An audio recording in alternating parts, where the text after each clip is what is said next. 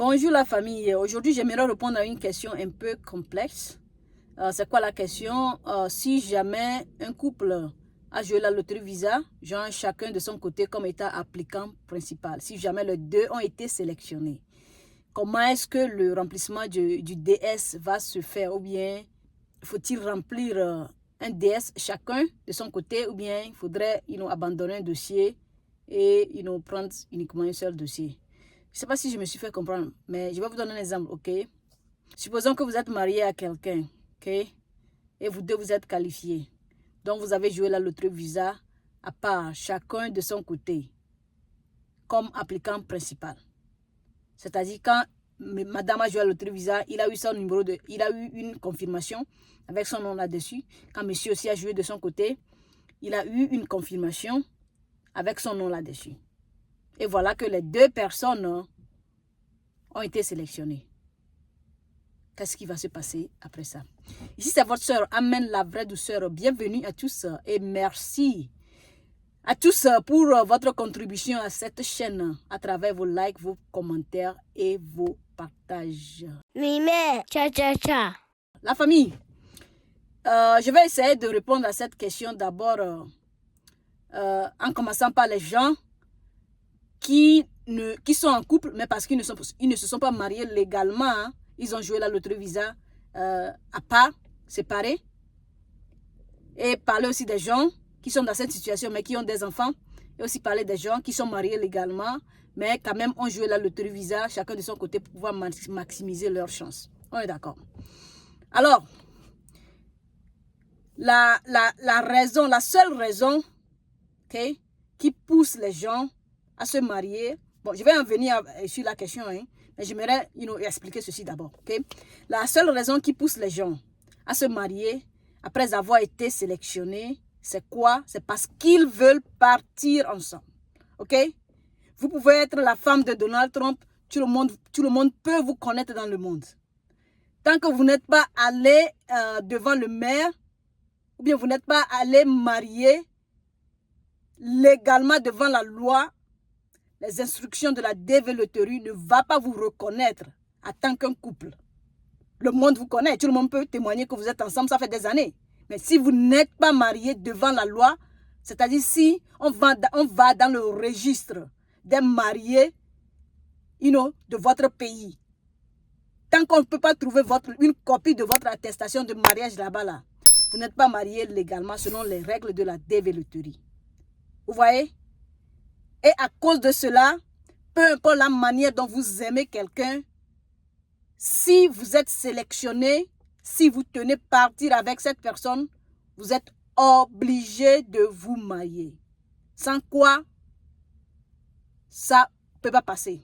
It doesn't matter si vous avez des enfants avec cette personne. Non. Tant qu'il n'y a pas ce papier qui prouve ça, ça ne va pas marcher. OK?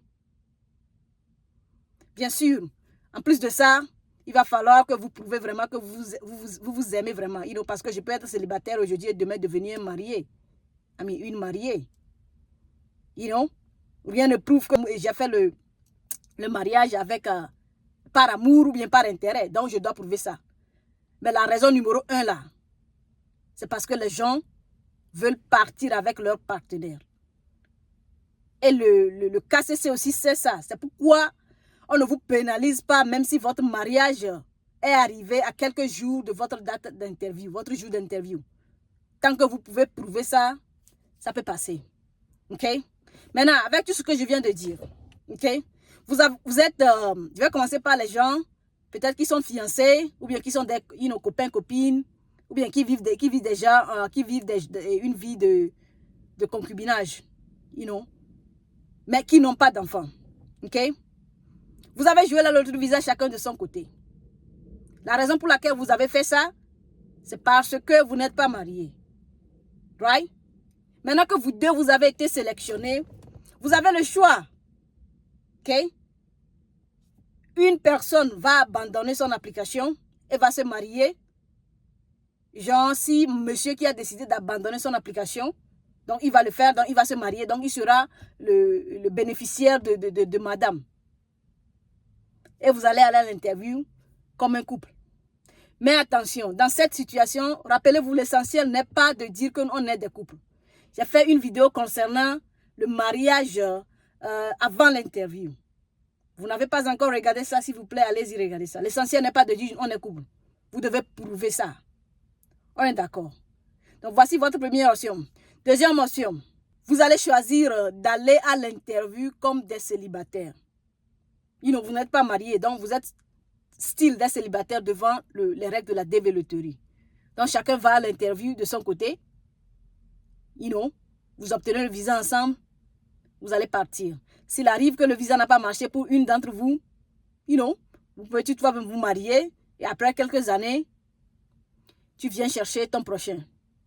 C'est aussi simple que ça. La bonne chose avec cette décision, c'est que vous n'allez pas être pressé pour vous marier. Ça va vous donner l'opportunité de profiter de votre mariage au cas où vous avez décidé de le faire.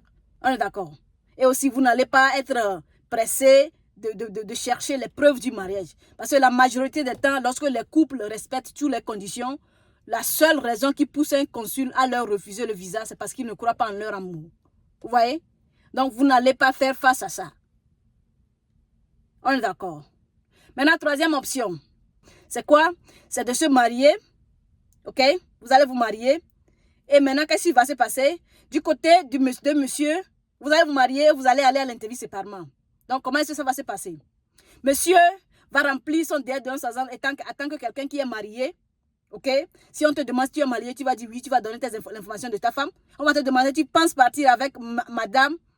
Immédiatement, tu vas dire non. Est-ce que tu penses partir avec madame dans le futur? Tu vas dire oui.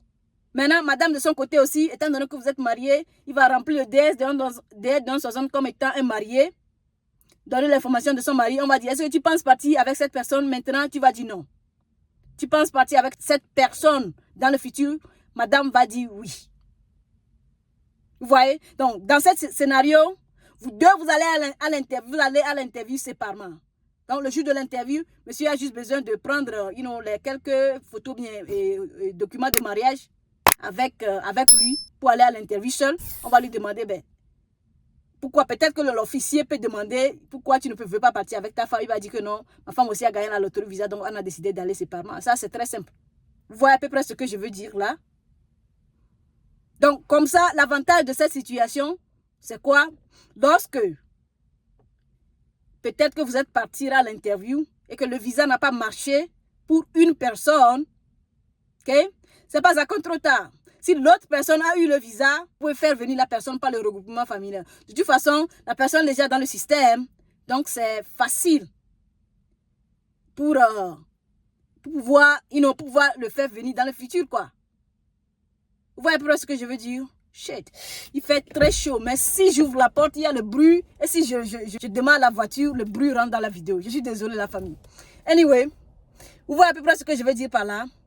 Maintenant, avant de prendre cette décision, attention, il va falloir que vous déterminez si vous deux vous êtes qualifiés, en fait. Ok? Est-ce que madame est qualifiée? L'essentiel n'est pas de dire que je suis qualifiée. Est-ce que vous pouvez prouver que vous êtes qualifié? Si oui, alors faites ce que je viens de dire. Mais si une personne n'est pas qualifiée, automatiquement abandonnez l'application de cette personne-là qui est qualifiée, qui n'est pas qualifiée, et allez-y avec l'application de l'autre personne qui est qualifiée. Genre, maman est qualifiée, papa n'est pas qualifié, on abandonne complètement la victoire de papa. Parce que si vous allez à l'interview sous le dossier de papa, ce qui est sûr, vous tous, vous allez être, comment appelle-t-on, disqualifiés. Genre si l'applicant principal n'est pas qualifié, tout le monde n'est pas qualifié. On est d'accord. Donc, assurez-vous de déterminer si vous êtes qualifié avant d'aller pour ce que j'ai dit en première position. Sinon, focalisez-vous sur l'application de la personne qui est qualifiée et remplir le délai d'un 60 ensemble et le tour est joué. On est d'accord. Ok. Maintenant, revenons aux couples qui vivent ensemble sans être mariés, mais qui ont des enfants. Ok? Vous aussi, votre cas est presque pareil. Mais je vais juste donner des petits détails à ce sujet. Ok? En appliquant le DS, vous avez le choix de ne pas vous marier dans un premier temps. Ok? Donc, si vous n'êtes pas marié en appliquant le DS, est-ce que tu es marié? Non. Est-ce que tu as des enfants? Oui, tu vas lister ces enfants-là. Ok? Maintenant, vous devez décider qui va partir avec les enfants. Genre, qui va partir en interview avec les enfants. Ok? Si c'est maman qui veut partir à l'interview avec les enfants, alors sur l'application de maman, si on demande, est-ce que tu es marié, maman va dire non. Est-ce que tu as des enfants, maman va dire oui, j'ai des enfants. Elle va lister les enfants, right? Et on va demander, est-ce que tu penses partir avec les enfants? Maman va dire oui. Ce qui veut dire que maman ira à l'interview avec les enfants là. Du côté de papa, on dit, est-ce que tu es marié? Il va dire non. Est-ce que tu as des enfants? Il va dire oui. Est-ce que tu penses partir avec les enfants? Il va dire non. Est-ce que tu penses partir avec les enfants dans le futur? Il va dire oui. Pourquoi il doit dire oui? Si jamais le visa ne marchait pas pour maman, papa a déjà les informations des enfants dans le système. Ce qui veut dire que demain, ce serait facile pour papa de faire venir la famille. De faire venir les enfants. Ok? Et par la suite, il peut être marié et faire venir tout le monde ensemble. Mais s'il n'est pas marié, dans le futur, il peut toutefois faire venir les enfants tout simplement. On est d'accord. Maintenant, deuxième option. Vous êtes marié. Ok? Chacun joue la loterie de son côté. Voilà que vous avez des enfants. Ce serait pareil. Vous décidez qui va aller à l'interview avec qui. Seulement en remplissant le DS, on va vous demander si vous êtes marié. Vous allez dire oui. Ok? Si papa, dans cette situation, qui veut partir à l'interview avec l'enfant, quand on va lui demander s'il est marié, il va dire oui. On va lui dire, est-ce que tu penses partir avec ta femme? Il va dire non. Parce que maman est déjà sur l'autre application comme étant applicant principal. Ok? Donc, il va dire non. Est-ce que tu penses partir avec maman dans le futur? Il va dire oui. Jusqu'au cas où le visa de maman n'a pas marché. Ok? Avec les enfants, comme c'est lui qui a décidé de partir à l'interview avec les enfants, est-ce que tu as des enfants? Oui. Il va donner les informations de ces enfants-là. Est-ce que tu penses partir avec ces enfants? Oui. Du moment où il dit oui, il n'aura plus d'option pour la question selon laquelle est-ce que tu penses partir avec les enfants dans le futur. On est d'accord. Du côté de maman, est-ce que tu es marié? Oui. Tu donnes les informations de ton mari. Est-ce que tu penses partir avec ton mari? Maintenant, non. Parce que papa est déjà applicant principal quelque part là-bas. Est-ce que tu penses partir avec, comment l'appelle-t-on? Ton mari dans le futur? Elle va dire oui. Au cas où l'application de papa n'a pas marché. Okay? Côté des enfants, est-ce que tu as des enfants? Oui, j'ai des enfants. Elle va lister tous ces enfants-là. Est-ce que tu penses partir avec les enfants? Elle va dire non, parce que c'est papa qui va partir à l'interview avec les enfants. Est-ce que tu penses partir avec les enfants dans le futur? Elle va dire oui. Comme ça, au cas où l'application de papa n'a pas marché, l'opportunité de papa existe toujours sur l'application de maman. Et l'opportunité des enfants aussi existe toujours sur l'application des enfants. Parce que elle a dit qu'elle veut partir avec le mari dans le futur. Elle a dit qu'elle veut partir avec les enfants dans le futur. Si vous dites le futur, ça ne veut pas dire que, si vous n'amenez pas ces gens-là, ils vont venir frapper à votre porte pour dire, hey, en remplissant ton DS, tu as dit que tu allais amener quelqu'un, tu n'as pas encore amené ça. Ouais, cette personne. Non, tu mets ça, tu ne les amènes pas là, il n'y a pas de souci. Et si jamais chacun a eu le visa de son côté, ça n'arrange que l'opposition là. Vous voyez à peu près ce que je veux dire? Et dans cette situation, vous pouvez choisir de vous marier par après, comme ça, ou bien partir comme ça. De toute façon, le mariage là, c'est pour pouvoir bénéficier de ça. Vous êtes déjà applicant principal de chacun de son côté là. Il n'y a plus grand chose, vous n'êtes pas obligé de vous marier. Et aussi, ça va vous faciliter la tâche aussi en allant à l'interview. Parce que vous n'avez pas besoin de présenter des preuves de mariage et, comme patati patata. Bref, tout ce dont vous avez besoin, c'est un certificat de mariage si vous êtes marié. Et quelques photos. Bon, vous n'avez pas besoin de vous apprêter comme sévère, comme si vous êtes comme dans des situations où seule une personne qui a gagné, vous êtes obligé de vous préparer comme étant des mariés pour pouvoir montrer au consul que votre mariage tient vraiment. Vous voyez à peu près ce que je veux dire? La famille, c'est un truc vraiment compliqué, un peu compliqué à comprendre. Pas compliqué, un peu compliqué à comprendre. Ok? Donc, gardez ces informations-là que j'ai partagées avec vous à côté de derrière votre tête, right? Lorsque vous serez sélectionné et que vous serez dans une situation pareille là, on va en discuter plus, ok? Et aussi, je tiens à vous rappeler, vous savez, en jouant la DV Loterie, on vous interdit de jouer la loterie visa avec vos enfants de 21 ans ou bien. Après avoir gagné, n'oubliez pas de lister tous vos enfants sur l'application là. Parce que peu importe l'âge de l'enfant, lorsque vous allez devenir citoyen, vous aurez la chance de pouvoir amener ces enfants-là.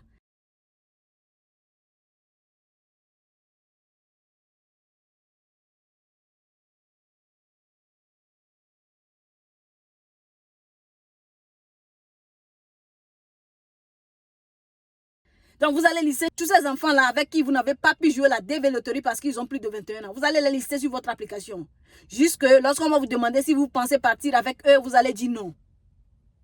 Et si on vous demande si vous pensez partir avec eux dans le futur, vous allez dire oui. On est d'accord.